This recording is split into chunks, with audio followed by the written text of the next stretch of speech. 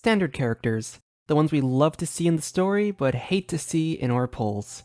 Unlike Tighnari and Dea, who actually have their own 5-star weapons, most of our current standard banner characters don't have a weapon that's really considered a signature.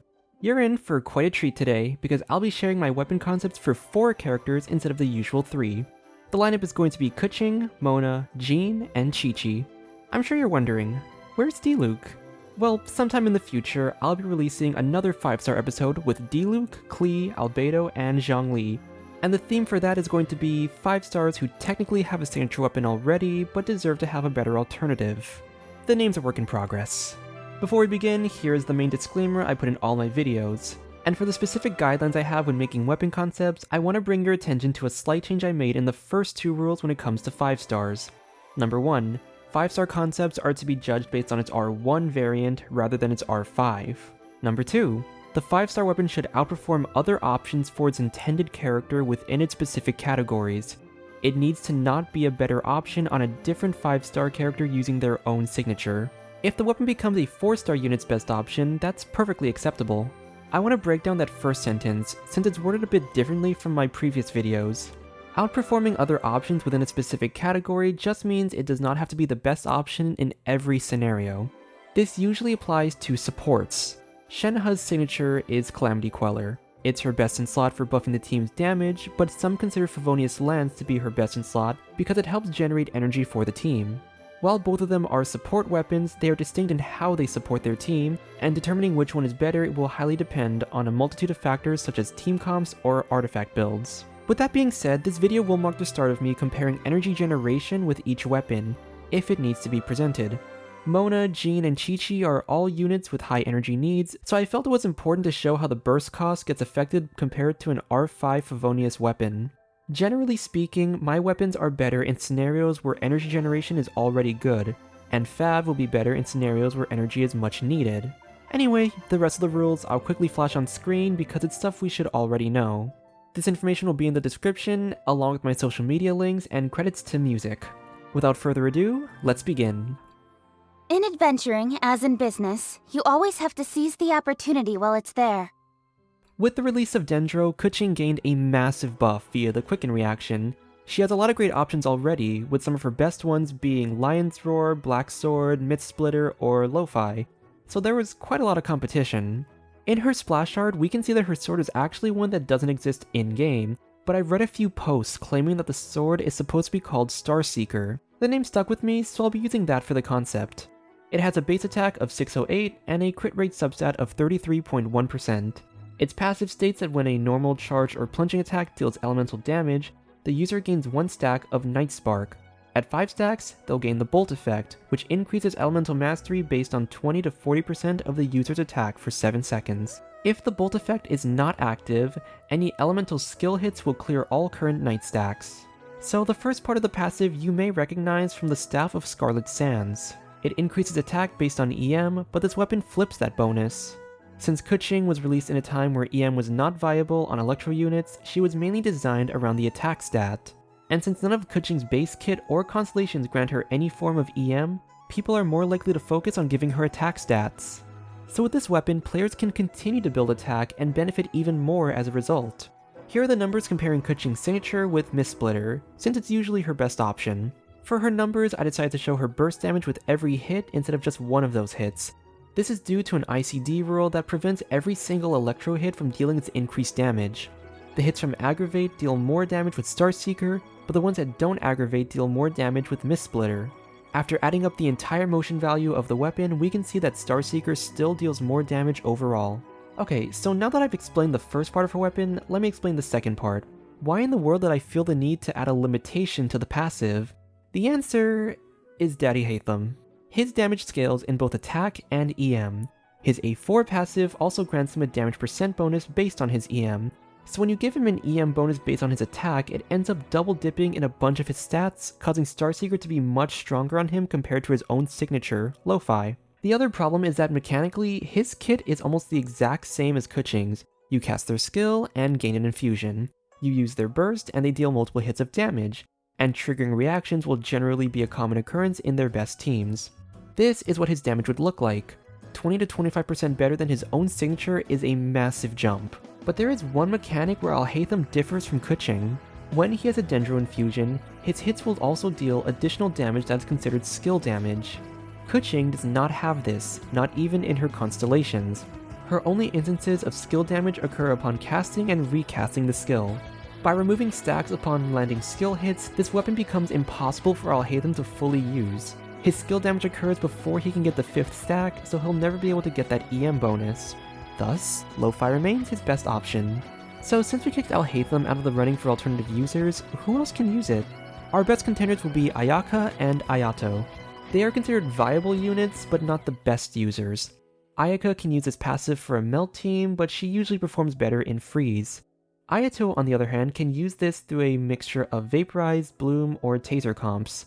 Vaporize in particular stands out, and looking at the numbers, he will have higher vape damage than his own signature weapon, Haran. However, he's required to hit at least 5 times in his skill form. He has around 15 hits per cast, so only 10 of those hits would have the EM bonus, and of those 10 hits, only 3 or 4 of them would vape. His own signature would boost all of his damage unconditionally, making it much more convenient to use. That's all I have for Keqing's weapon. Next up is Mona. Oh, profound secrets of the stars! Give these trailblazers your blessing! Mona was a little tricky to figure out because her kit has general mechanics that any other catalyst could easily use. But fortunately, she has a unique mechanic that has a special niche we can capitalize on. Fateweaver has a base attack of 608 and an energy recharge substat of 55.1%. The passive states that casting an elemental burst increases the user's energy recharge by 20 to 40% for 15 seconds. When the user's skill or burst applies a unique mark onto an enemy, all party members gain a crit damage bonus based on 20 to 40% of the user's energy recharge above 100% for 15 seconds. Like I said, this is a very niche mechanic. A unique mark is, as the name implies, when the user applies a special status that deals unique effects. A few examples include Yoimiya's Aurous Blaze or Child's Riptide. Mona's Omen is categorized in the same way, so this triggers the passive. She also has a unique passive which converts ER into Hydro Damage bonus, so I wanted to utilize that conversion and have ER buff another stat. Her own A4 already does damage percent, and I didn't want to be repetitive with Raiden signature turning ER into attack percent, so crit damage came to mind. Here we can see her personal burst damage comparing her new weapon to Skyward Atlas. Below that, you can see how different ER values affect her A4, emblem, and the weapon's crit damage bonus. The personal damage with an ACD build is going to be a little higher with Skyward Atlas, but we have to remember that using this weapon with an attack sense nets you a lower ER value, meaning it'll be harder to burst every rotation. Meanwhile, Fateweaver gives you almost the same amount of damage with less ER requirements. Using an ER stance will provide more crit damage to the team, but at that point you'd be hitting almost 300 ER, which is very overkill, even for someone like Mona. Speaking of ER requirements, this is a comparative chart showcasing the actual burst cost between every weapon and artifact combo. For the Fav section, this calculation is assuming 1 proc of particles per 15-second rotation. To give you an idea of the damage buff in other teams, here is a set of calculations comparing Ganyu's damage with just Mona's burst, and her damage with the weapon passive. And here's Dea's damage using the same setup. Generally, we're looking at a 7 to 10% increase in damage, and this is a bonus that applies to every single party member, so having good off-field DPS units would be very welcome. For alternative users, we have Nahida, Lisa, Charlotte, and Heizo. Nahida will have excellent uptime due to her skill only being 6 seconds, but the main caveat is that the weapon limits which team comps she'll be able to fully use the passive on. In a Quicken-based team, crit matters more, so she can play the role of a pure support and stack as much ER as possible for more crit. But in a reaction-based team, crit matters a lot less, so she'd do much better with an EM weapon. Her personal damage is also a lot lower with Mona's weapon. I even tried doing a lot of combinations for artifact stats to see if any could possibly outdo her signature. Next up, Lisa can apply conductive stacks onto enemies, and this is also considered a unique mark. She can have nearly 100% uptime with the crit bonus, and ER is a stat she desperately needs with an 80 energy cost. Charlotte's in the exact same boat. High uptime, easy application, and has the need for ER. Heizo is the character that's the least viable option. With a 40 cost burst and an on-field playstyle, he doesn't really need ER at all, so stacking that stat is just a detriment to his personal damage. However, his burst will be able to apply a Windmuster Iris, which will count towards the passive. Since he generally works as a driver in reaction teams, you can forego his personal damage and use the weapon to boost the damage of your off-field party members. That'll be it for Mona's weapon. Let's move on to Jean. Dandelion, dandelion, ride the wind to a faraway land. Who knows? The wind might take it all the way to Celestia. Jean's biggest utility is in her burst. It heals for a massive amount and allows you to heal over time, but the niche mechanic I wanted to hone in on was her Animo Aura application. It works similarly to Bennett's burst, in which it applies Animo periodically. Talking Stick released in 4.0 and was actually the first weapon that gave buffs based on whether or not the user was affected by a certain element. With all that being said, here is Jean's concept. Gunnhildr's Spirit has a base attack of 674 and an ER substat of 36.8%. Its passive will increase attack by 20 to 40% automatically. When the user applies an elemental aura to a party member, that party member gains the Lion Fang effect. This effect increases their crit rate by 0.5 to 1%, and crit damage by 1 to 2% for every 100 attack the user has.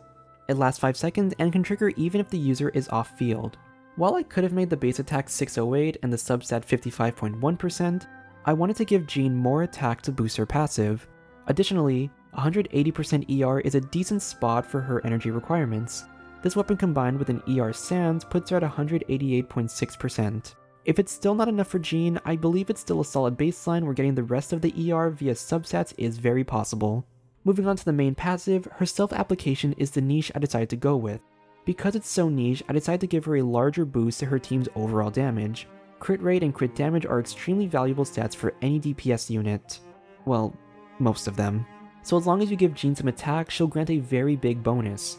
The bonus only buffs the active character, but it's possible for a unit to snapshot the crit bonus and utilize it even while off field. Here are her base numbers using different amounts of attack sands. Generally, I think an ER attack setup is her best option, so look at the middle column for realistic numbers. It stacks as much attack while still giving her ER to burst on cooldown.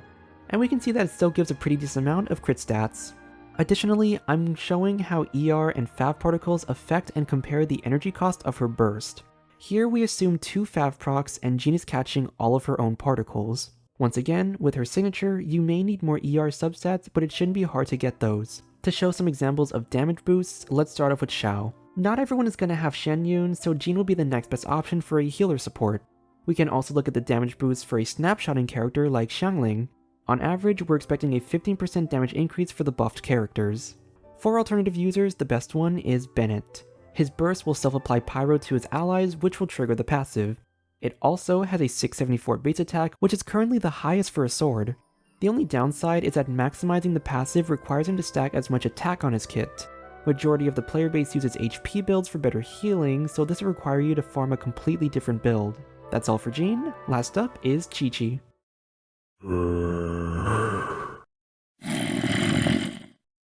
When it comes to Qiqi, the only thing she does is heal. She is unable to generate particles, she barely does any damage, and there's no other utility she provides within her base kit. Originally, I was going to have healing be converted to a flat damage bonus that buffed the party, but the devs beat me to it with Song of Days Past. So I looked at a different way for her healing to benefit the team. Qiqi's weapon is called Restless Death. It has a base attack of 608 and an energy recharge substat of 55.1%. The passive will increase normal attack speed by 10 to 20%. When the user heals or overheals the entire party, they gain 2 to 3 energy and 1 stack of Soul Soother.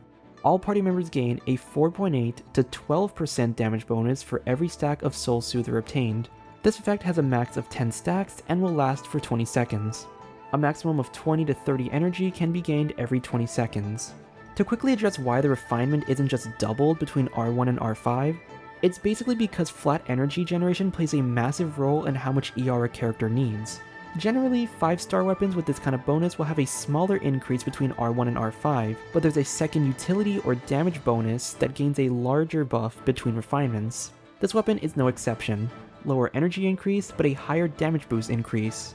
To be honest, the refinement detail isn't that big of a deal since we're just looking at R1 anyway. Qiqi has a very interesting niche as a sword healer. She's the only one that can heal the entire party multiple times, and each tick happens very fast. It's a focus on quantity over quality. When Qiqi is on field with her skill, her normal and charge attacks heal the entire party, thus granting a stack. You have to give her a few seconds of fuel time to get all the stacks, but the reward is plentiful. The energy helps with getting her burst back since she generates no particles. The damage bonus provides the main utility for your party, and the attack speed bonus will help you generate stacks quicker. Its 20-second duration allows you to use Qiqi in a quick swap fashion, where you can be on field for a little to get the stacks and then swap off for your main DPS to do the work. The downsides are that this will extend your rotation by a few seconds, and in order to maintain stacks, you'll have to swap back into Qiqi before her skill ends and heal some more.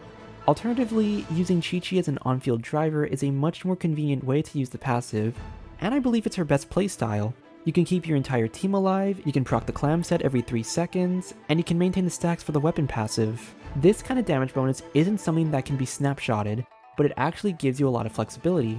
In rotations, for example, if you need to use Xiangling's burst first, and then swap into Qiqi, she'll still get the damage bonus as the stacks get obtained. The best character we can compare her weapon to is Furina, since both of them provide a universal damage percent bonus. Furina has a higher cap, with hers being at 63 at level 8. Meanwhile, Qiqi has a lower cap at 48, but she can reach that cap faster and maintain it longer. But why are we pitting them against each other? In terms of synergy, Furina and Qiqi are perfect together. Furina needs a healer to increase her fanfare stacks, and Qiqi is the game's best healer. I tried a few team comps with this core, and it's been super efficient in clearing the abyss floors. If you use Qiqi with her signature and Furina's burst at level 8, you can give your entire team a 111% universal damage bonus. That is a huge boost in damage. Here is a chart showing her energy needs at both C0 and C1. I wanted to address the constellation because Qiqi is a standard character, so getting a C1 copy is much more common than a C1 of a limited character. Energy generation will of course be better with Favonius, but at C1 you can actually consider an attack sans over an ER one. The last section shows her overall healing output, and this is more important to note in Furina teams or any fights that damage you a lot. Okay, so who are the best alternatives? Let me clarify one very important factor. I never put the detail that the effect can be triggered off-field. This of course means that the user has to be on-field to trigger the passive, and that limits the viable characters to those who have team-wide on-field healing. The only 2 units who can use the passive are ones who generally want to be off-field more, so you'd have to be willing to adopt an on-field playstyle with them in order to use the weapon. Those 2 are Jean and Furina. Let's start off with Jean. Jean can use her burst and gain 1 stack, no problem. She also has an A1 ability that grants her a 50% chance to heal the whole party with her normal attack hits. Since it's a 50% chance, you will definitely be on field longer compared to Qiqi. The second person is Furina. Her ability to heal the whole party is also based around her A1 passive. When another party overheals, Furina will actually heal every party member every 2 seconds over the course of 4 seconds. This is actually a lot less easy to pull off than Jean.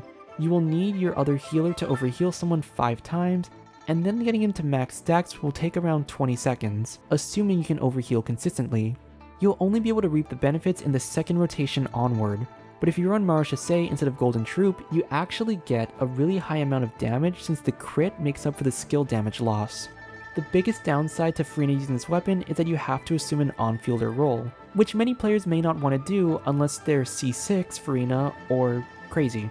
Still, for Jean and Furina, having an on-fielder role can still produce high team DPS so long as your off-fielders can make up for the lack of damage. But unlike Qiqi, who has a few synergies that incentivize an on-field role, Jean and Furina have more incentives for an off-field one. But that's gonna do it for this video. I find it interesting how I had to really double down on the niche mechanics of these characters in order to design the weapons. It's ironic that these characters are usually good generalists, but have the most obscure weapon ideas I've ever made. If you enjoyed the episode, please consider leaving a like and subscribing to support the channel.